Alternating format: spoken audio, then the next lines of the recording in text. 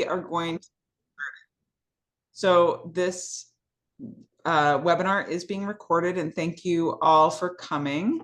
I am going to share a presentation, and let's see. Okay. And we'll just go from there. So cool. Okay. So we are here to talk about the Regional Food Business Center here in Alaska and our technical assistance request for partnership. To run through just the agenda today, we're going to review real quick AFPC, the Regional Food Business Center program nationwide, and technical assistance. We're going to run through the current open technical assistance request for partnership. If you could please put your questions in the chat along the way, we'll be monitoring those questions, and we will go at the end of the presentation. We'll go through and we'll stop sharing the screen, and we'll have a conversation and open space for those questions. But throw them in the chat so we can be cataloging them. We have a couple of staff online here with us today, so we all can work on making sure your questions are answered. I did want to note that we are focusing on general questions about the program and the RFP today. We're not going to go into the quality of different project proposals or specific project details, but we can set up times to meet, and we also meet every Friday. We have open office hours. And as you all know, this webinar is being recorded and will be available. It will be posted on our website later. So just real quick, I think probably most of y'all are familiar with Alaska Food Policy Council. We've been around for a couple of decades with a mission to connect, advocate, and inform to strengthen food systems for all Alaska. We are a small team, and we are all here to help answer your questions.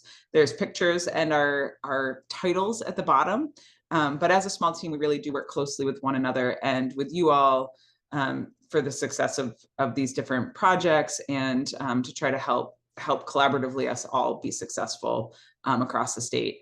We are also hiring right now specifically for this Regional Food Business Center, and the application is available online. I didn't put the link on here, alaskafoodpolicycouncil.org. You can go find the job description on our website, but since we're going to post this later, I thought just leave it at that. So just really quickly, the United States Department of Agriculture created this Regional Food Business Center program, started in 2022, 2023. This is a new program nationally, and the idea is to provide funding. It's largely regranting for localized assistance for local and regional supply chains. So we're working in the middle, what they call the middle of agriculture. So pretty much kind of everything post-production.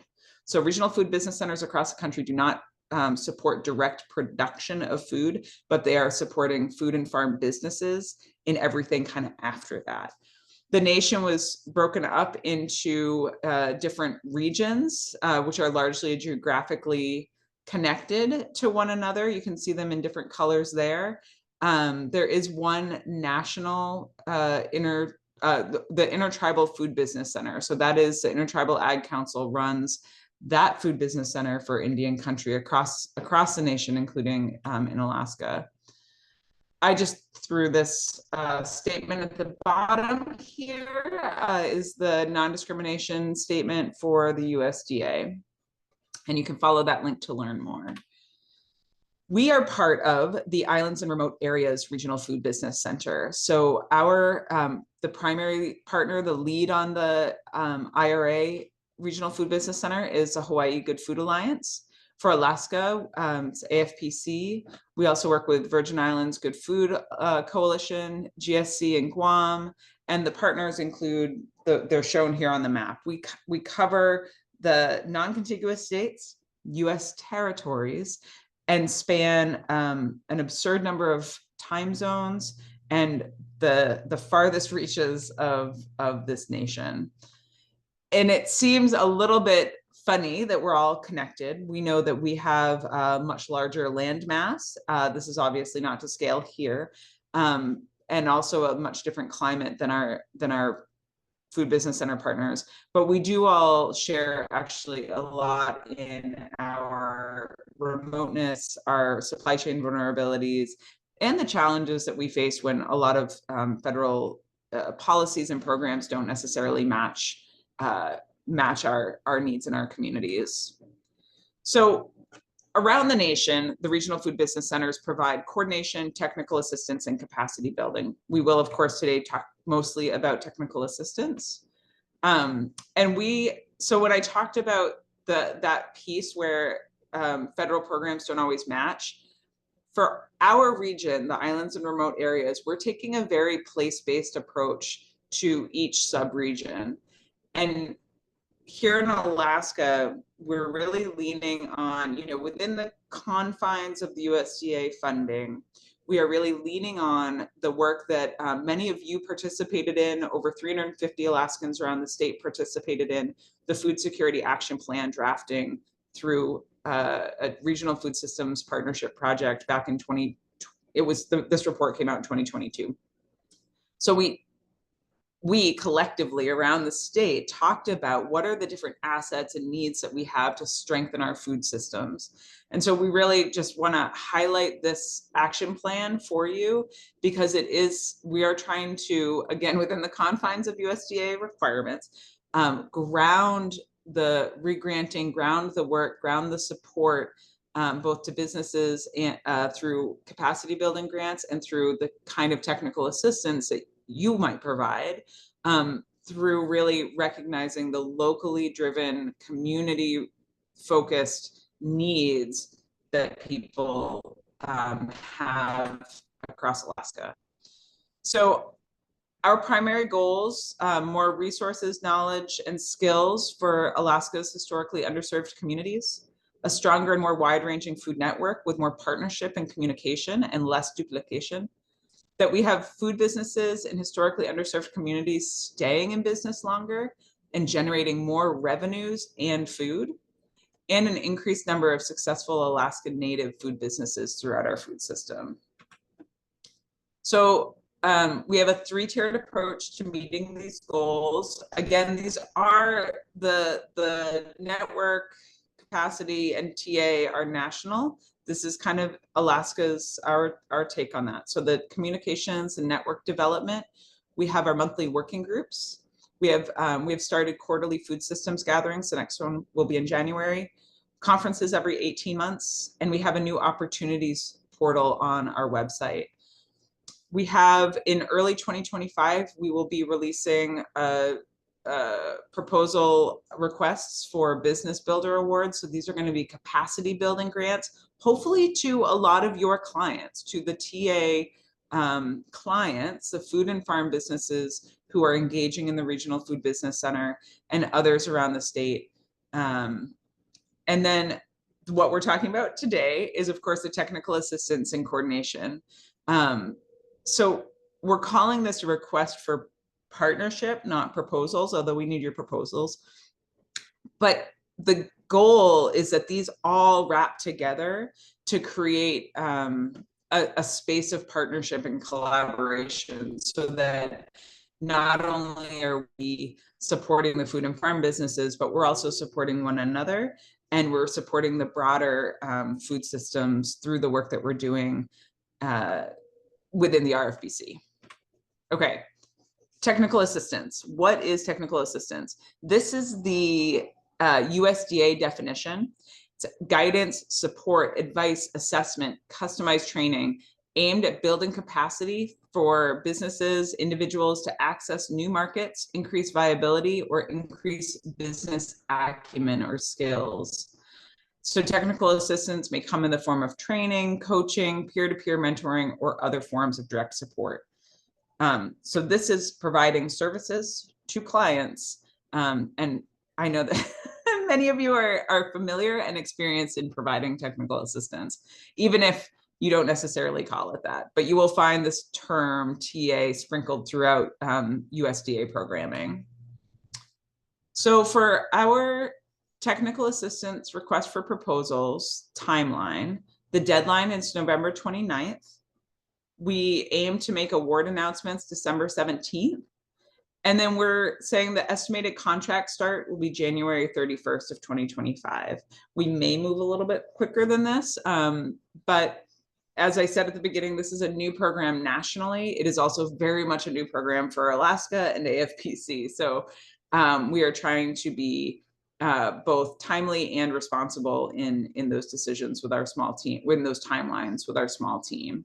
These are one-year projects that we're looking for. So here are the highlights from the request for proposals. And everything here is pulled from the RFP document, which you can find online, and there's a link to at the end. One-year projects. There will be additional funding rounds over the next 3 years. Applicants are limited to 1 award per funding round. There are no matching funds required. However, and these are federal dollars. So just keep that in mind in terms of what other funding sources you may have. And then contract extensions may be available for projects that you want a vision going longer than 1 year for a maximum of 3 total years. Minimum project funding, we're looking for projects that are at least $25,000, and maximum per applicant is $100,000. In this cycle of funding, we will have about $620,000 available for technical assistance partnership contracts. So to be a TA provider, you can kind of be just about any entity type. I don't think there's a limit on the entity type. You can be an individual, you can be a cooperative, a food hub, you can be a government agency, a tribal government, nonprofit, college.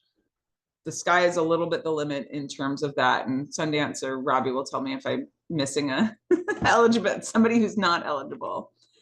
However, you do have to, you will have to get a unique entity identifier with the federal government. That's a fairly straightforward process. We do have resources on the website to help you with that. You have to have some demonstrated capacity and demonstrated experience providing technical assistance. You are required to be domestically owned, and there are a few exceptions, but we really are looking for Alaskan-based technical assistance providers. There are, and I've written out, I've paraphrased the exceptions here. We definitely want to hear from you if you think you qualify for an exception if you're not based in Alaska, because we do recognize that we have some folks outside that have provided significant contributions to our food systems. We also know that there are skills and resources that we want to tap and bring into the state that might not exist here yet.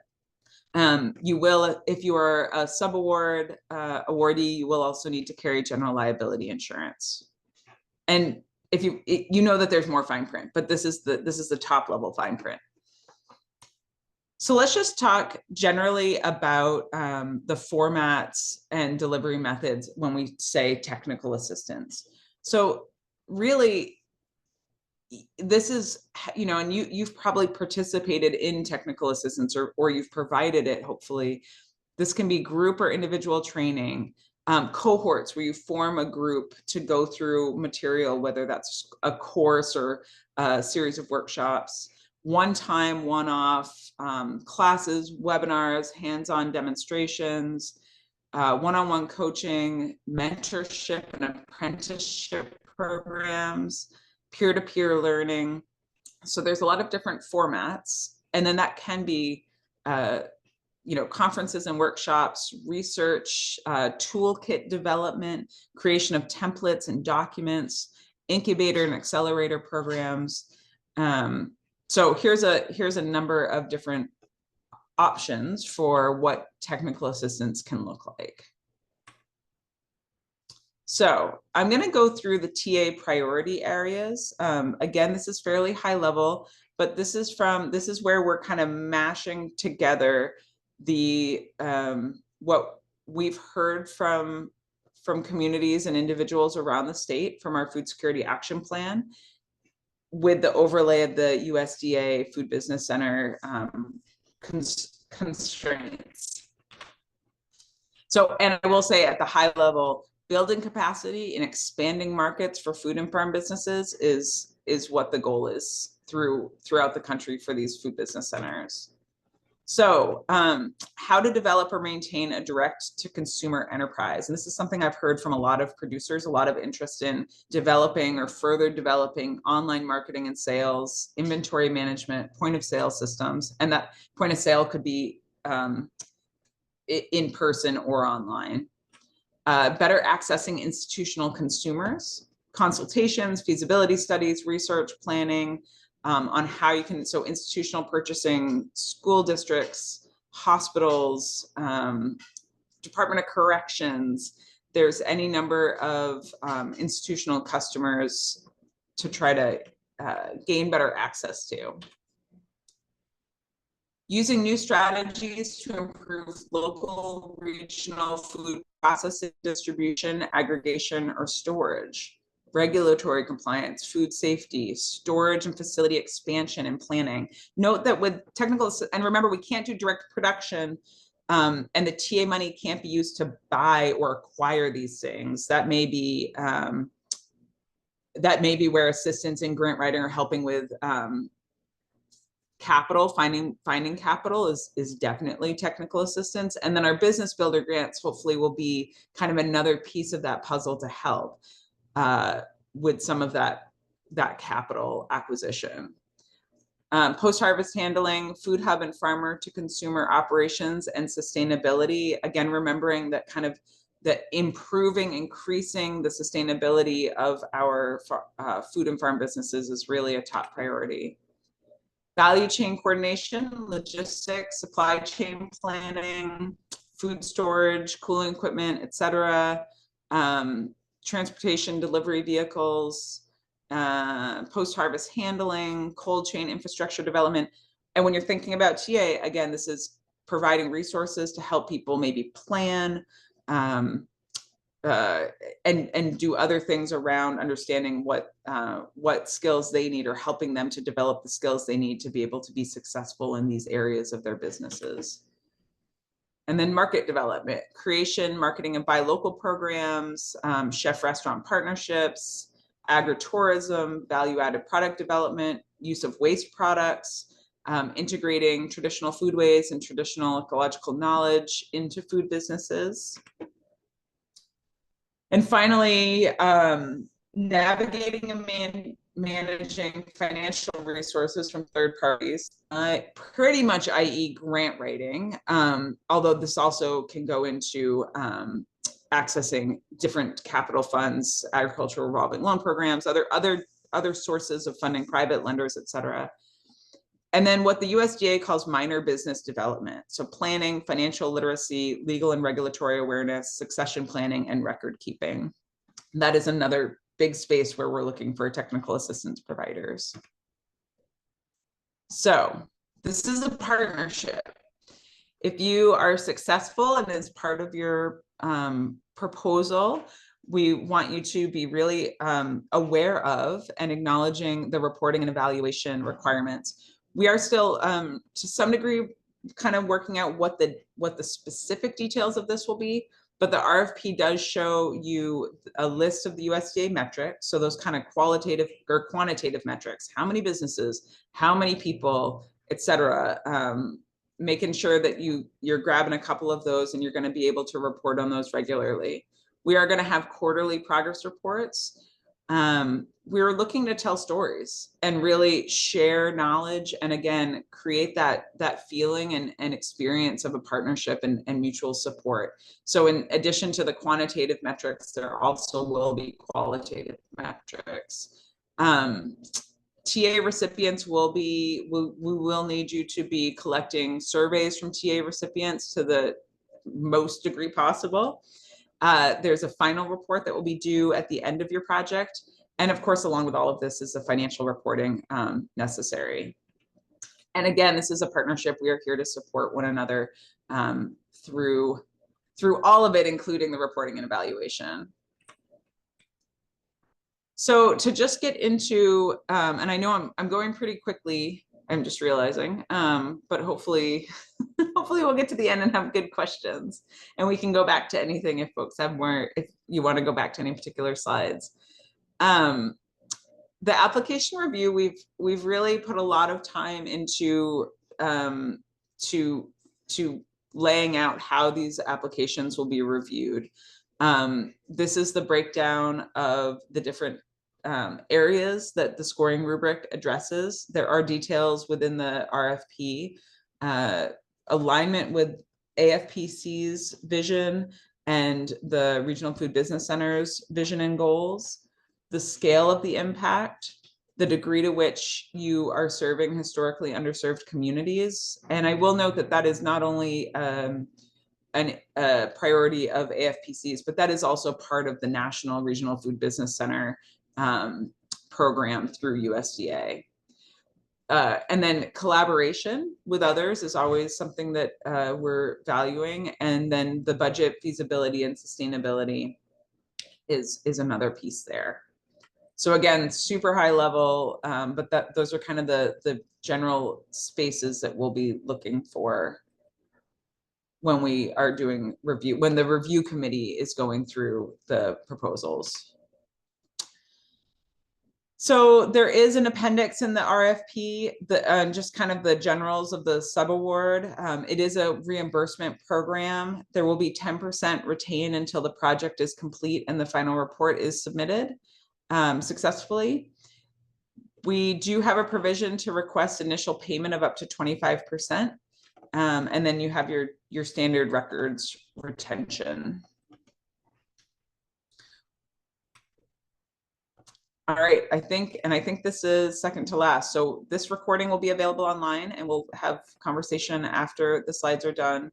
Every Friday until the deadline, we'll have open office hours. So we have staff online from 10 to 11 a.m. on Zoom, and you can pop in and ask questions. It's pretty quiet, so don't be shy. You might have us all to yourselves. Certainly, we also have a phone and email, and you can reach out directly. Our website has a lot more information. There are links to the Regional Food Business Center, more about AFPC, and we encourage you to go and become more familiar with areas that you might not be. And with that, about a half an hour, we can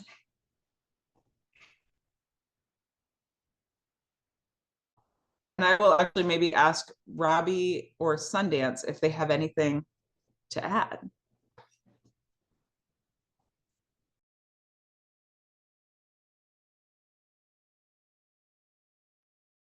Hey, I'm gonna just add something. Thanks for this awesome presentation, Rachel. And we have been working really hard at with, like Rachel said, we're down a staff person, and we've been working really hard with our partners to pull the different pieces of this project together. And each of our subregions are doing things a little bit different because all of our places have different needs and different capacities. So I want to caveat all of this. This is our best laid plan, and things may change as we learn more and improve the process and offerings. So just want to say thank you for your patience as we get this massive project off the ground. And to that, I was just going to say, Sundance loves your slides. I was just reading her comments. Okay. And that's like, your feedback is really important. And we have been getting a lot of feedback and questions from businesses, food businesses, and I'm sure you work with food businesses and farms that are always looking for capital resources, but also just trying to understand, get more information for what those needs are and what the technical assistance needs are. Let's see the slide about the goals. Let me I'm just looking at, sorry, into the chat. Let me share my screen again and go back to,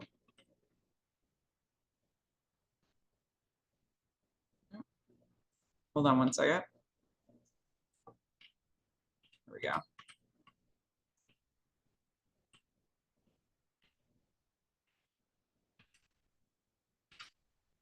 I'm assuming this is the slide. So here's the slide about the goals.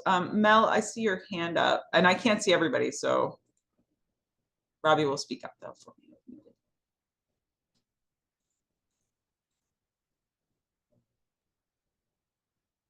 Go ahead, Mel, Mel. you're on mute. Oh, you want a question? Okay.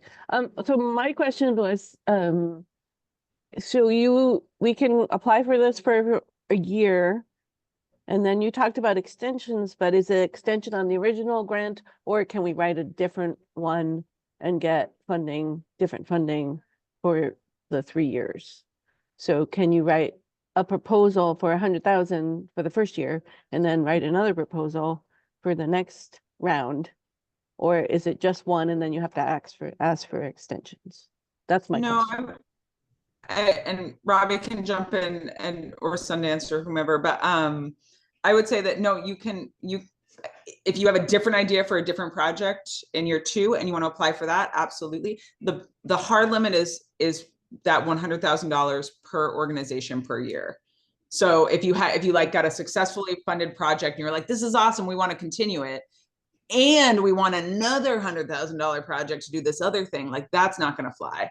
Okay, but you can ask for another $100,000 to continue the project you were started. That's how we're visioning it. Like Robbie said, this by nature, because it's so new, has to be adaptive. So we are going to be like she said, we're giving you our full honest understanding of where things are right now. And we also want to really learn through feedback from you all, from the awardees, from our grantees, etc. And we're learning from our partners, both within the islands and remote areas, and also around the rest of the country. So learning from some of those other food business centers as they're going through their iterations as well. So I anticipate there will be some tweaks from this, but we have put a lot of work into getting this as on the road as we can. Thanks, Mel. I appreciate all the work you guys are putting into this. I just wanted to make sure I was on the right page, because absolutely, you get something started and then you want to keep it going. That's what I want to do. So yeah. Rachel, can I ask a question? I can't raise my hand, sorry. Of course, yeah, please do. Hi, my name is Melissa. Thank you. This is very helpful.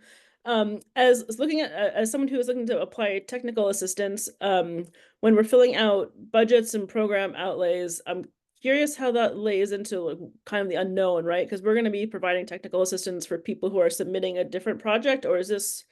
I'm just wondering where that alignment is and what that overlap might be, if there's room, if you don't get any people who need grant assistance or assessing institutional knowledge or food hubs who are applying for help, what does that look like from the TA side? Can we reassess or provide help in a different way? What does that alignment look like?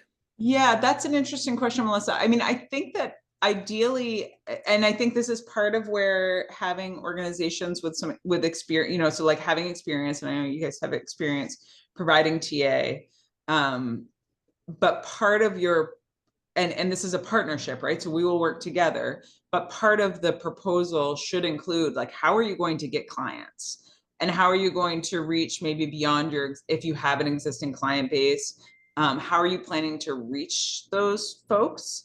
And share your skills and knowledge and assets with food and farm businesses to meet the goals of your project. There's quite a lot of, I think there's a lot of room to be fairly broad in your plans in terms of what sort of assistance you may be providing. Robbie, do you have any other thoughts on that? Yeah, I think that a lot of the things that we have identified as our priorities are things that we've heard directly from communities and our working groups. So we have a pretty, I'm not going to say solid, but mostly solid idea of what people and communities are looking for. And we will also be promoting your technical assistance opportunities. So yes, bring your crew along, bring your constituents along, but we will be spreading the word far and wide as well. Okay, so just as a clarifier for that, so it's encouraged if we bring people with their own projects so we can be technical assistant advisors too, but that's not a requirement of the RFP.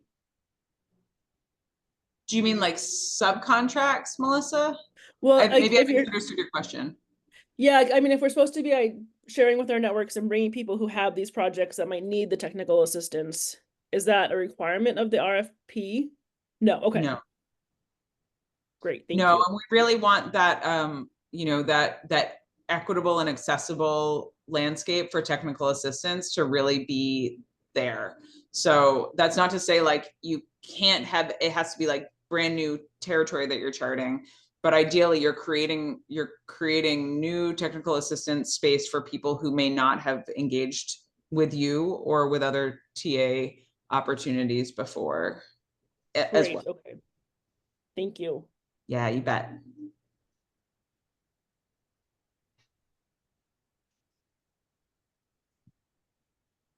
Kaylee, I see your hands up. Thanks, Rachel.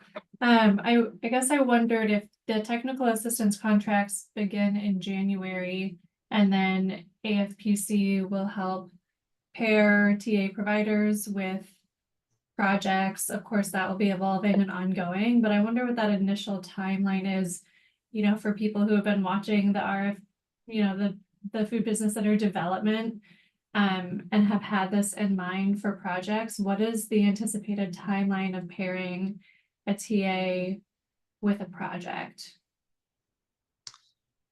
Well, I don't know that it's, oh, and Robbie, you should speak to this too. But like, I don't know that it's going to be quite like a one-to-one matching situation. So we have, you know, we have the work that we're doing to the opportunities portal. We'll have the conference in Kodiak in March. We have our working groups. We'll have blogs and webinars and opportunities for like, we will be holding like a webinar for or a meeting online for all of our TA awardees. So you all can get together and chat and share like, what are our different ideas and what are we doing? So we're going to be collaboratively working to get the word out. And ongoing, we'll send, you know, if you've got something that you're providing a particular toolkit or you're doing a class in May about X, Y, or Z, we will be sending people your way continuously. But it's going to be part of you being a TA, like whoever the TA provider is, part of your responsibility to be creating that framework for people to be coming to you as well. Does that make sense, Kaylee? Yes, thank you. Okay. Robbie, do you have any other?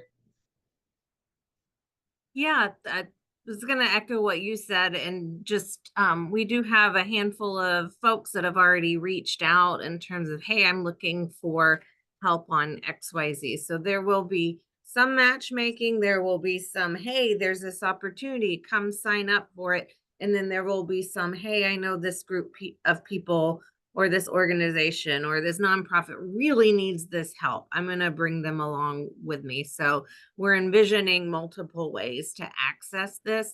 And again, this is just our vision. So we will learn a lot in this first round and look forward to getting feedback from all y'all. But in terms of timeline, we are trying to keep it to that 1 year from when that contract is signed. And then if shit happens, right? So if we need to retool the timeline and potentially extend it a little bit longer, we'll look at those on a case-by-case basis.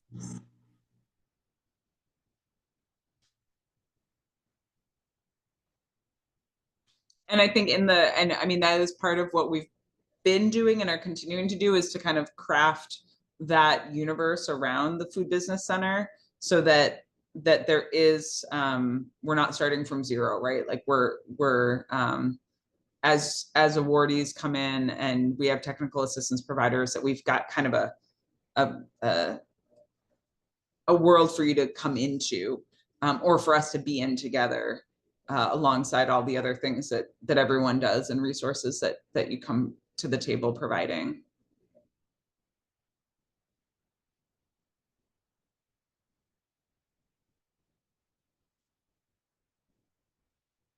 There will be, in addition to this webinar being posted online, we also have been collecting a frequently asked questions document that will be posted online soon, Robbie, I think. Yes, I'm gonna get this webinar recording and our slides and our FAQs hopefully by the end of tomorrow.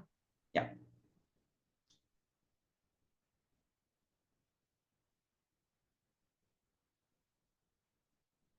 Any other questions?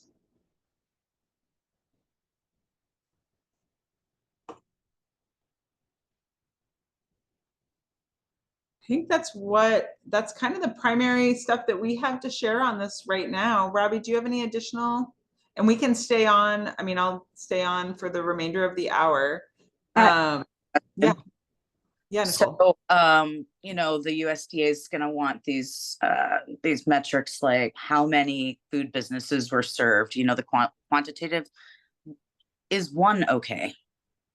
If you put in, like, if you just want to technically assist one organization, or does it have to be broader? I would be hard pressed to imagine a $25,000 project to support a single organization. I think that we are trying to, I mean, the score, right? Like if you think back to the scoring metrics, that includes scope. Like I think it's like 20% is like the, you know, or the scale of impact. So it's not to say that like quantity is the, you know, it's like that balance, right? So we're not looking like who can provide the most TA to the most number of people or businesses. But we do want to use this money in a responsible way that helps provide as much support to as many food and farm businesses across the state as possible. Equity and accessibility is absolutely a priority of the RFBC here in Alaska and around the country. So I think I would say that would not probably be a particularly competitive. I don't think it's like specifically disallowed. You could certainly submit an application for it, but I don't think it would be very competitive. Robbie, is that?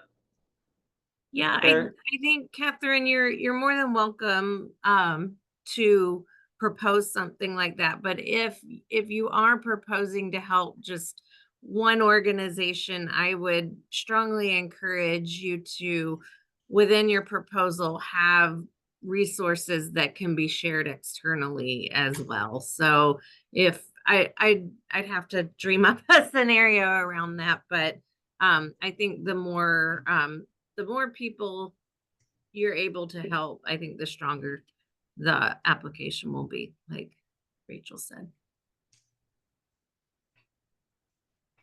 I'm sorry, that was from Nicole. I thought it was from Catherine, sorry.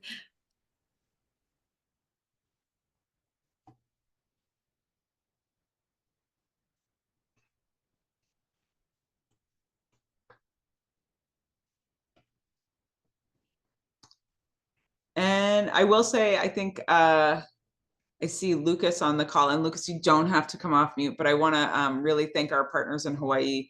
Hawaii Good Food Alliance is, like I said, the primary sponsor of this program for the region, for our islands and remote areas.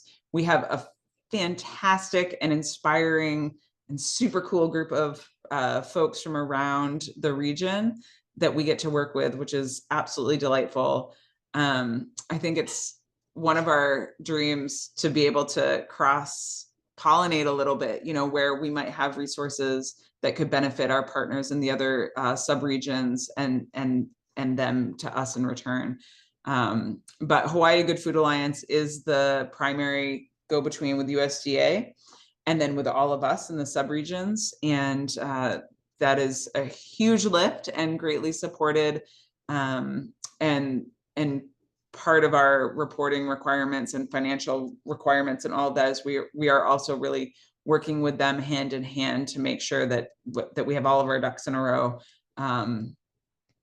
to keep them whole, and the USDA whole, and us whole, and everybody going well. Nicole, did you have another question? Yeah, so I missed the first couple of minutes, but is this $650,000 competitive across the entire multi-territory region, or is that just designated for Alaska? Just Alaska. Okay.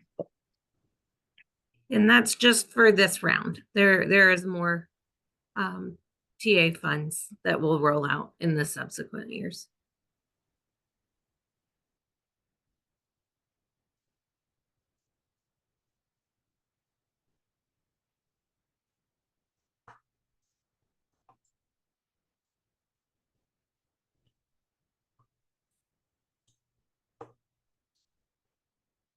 All right. Rachel, when is your office hours again? Office hours are Fridays from 10 to 11 a.m.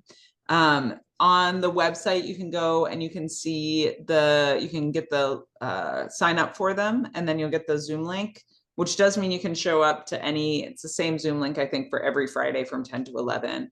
Highly recommend using that time because we're there and we're ready for it. We're waiting for you. Of course, if that's not a good time, you can reach out otherwise. But that is time that we set aside to hopefully be able to connect with folks with questions, wanting to chat.